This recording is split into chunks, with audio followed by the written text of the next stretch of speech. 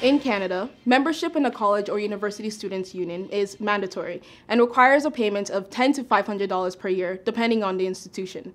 Student unions are elected representatives of the student body, and their main function is to advocate on behalf of members and provide services where needed.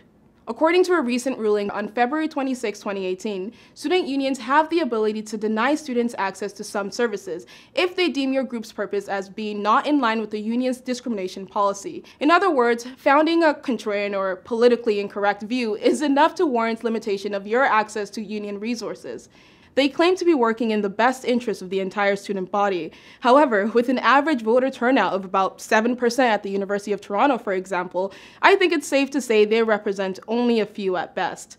Since as early as 2015, student unions at Ryerson University, University of Toronto at Mississauga, and University of Ontario Institute of Technology have repeatedly denied official club status to a number of applicant groups, citing the problematic nature of the club itself or the danger that the club's existence could pose to a minority and women's group. Club status is important because it allows students to easily recruit new members, receive funding, book rooms for events, advertise, host speakers, and so on.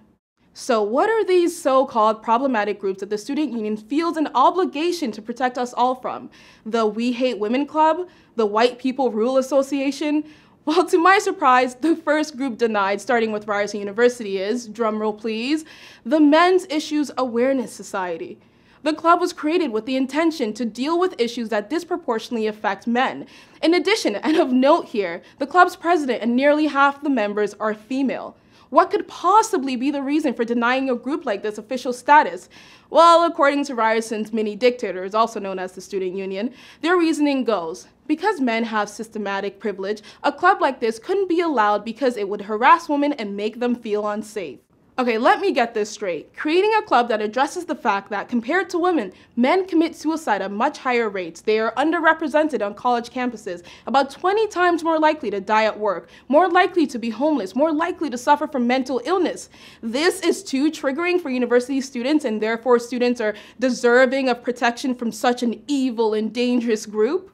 Student unions are simply far-left echo chambers that only have their and their constituents' best interests in mind. They represent a minority of students' opinion and are now actively dissuading or discouraging dissenting opinion. In response, the groups took the union to court, claiming that the union was infringing upon their rights to freedom of expression and association. Ultimately, the court ruled in favor of the student union, stating that there is no entitlement to union club status, and official status has nothing to do with freedom to associate or freedom of expression.